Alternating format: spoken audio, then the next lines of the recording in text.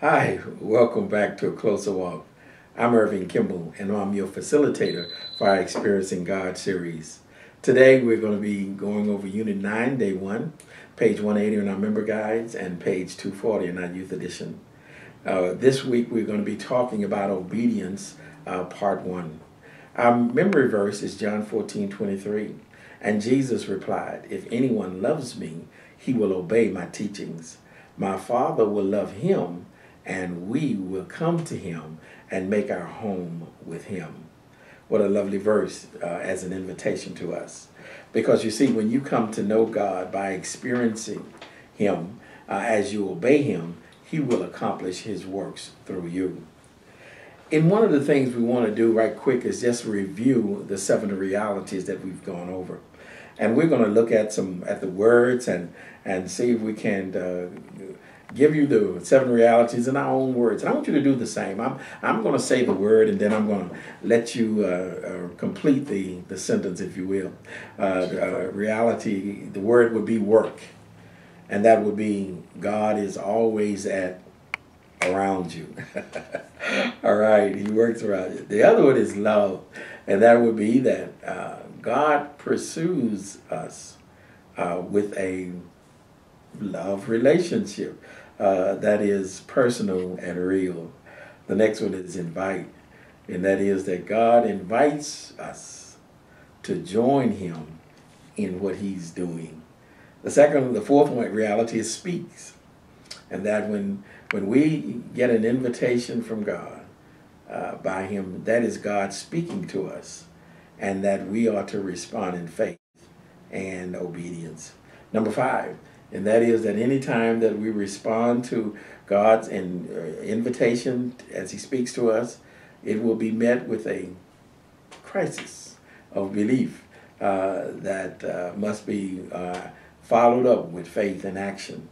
And then number 6 is that anytime God gives us a God-sized challenge, we will have to make major adjustments to join him in what he's doing. And then, of course, number 7 is where we are today, and that is that we experience God by obeying him and doing what he would have us to do, through us, so that we can experience him in a real and a personal. So as we continue forward, there are 3 major actions that we find when we begin to obey God. And that is that, first of all, we must decide and make a decision, a conscious decision, that we're going to obey him with what he's given us to do. Then number 2, it is that he accomplishes his works through you, through us, as he works in the church and through the believers to accomplish the things that he desires. And then number 3, when God does a God-sized work through your life, then you come to know him by experiencing him in that work. You see, if you obey him, it shows that you love him. If you look back over unit number 4, that was day 3, you find that obedience is the outward expression of your love for God. The reward for obedience is that God reveals himself. And if you have an obedience problem, then you have a love problem. Because God is true, and his best is always an expression that he has for you. And because of that attribute of his truth, you can always count on God doing the best thing on your behalf. Another truth and reality of God is, and gives us pause and reason why we should obey him, is that God is all-knowing, and his directions are always right. Another attribute I really like about God is that God is almighty. And if he's almighty, then he is the one that enables you to do his will. Let me read to you a little scripture from 1 John chapter 2, verses 3 through 6. John writes in this passage, he says, "We know that we have come to know him if we obey his commands. The man who says, 'I know him,' but does not do what he commands is a liar, and the truth is not in him. If anyone obeys his words, God's love is truly made complete in him.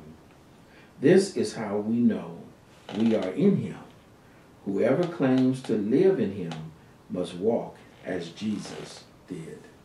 You see, the key words in this passage is the words obey and know. That if we claim to know him, then obedience is the results of a heartfelt knowledge, and not just an intellectual knowledge, but a knowledge that goes to the heart, that causes us and compels us to obey him, not because we have to, but because we love him. And that is our expression of our love for him. And anything short of that, we're fooling ourselves and maybe trying to fool others. Love and obedience go hand in hand. There's another element of obedience that I think that is very important, and that is that if you know God's love, you would not question his directives that he gives to you. Obedience is a choice that we make. But with that choice, we must recognize and also realize that there are some consequences. There are some rewards, and there are some consequences when we don't obey him.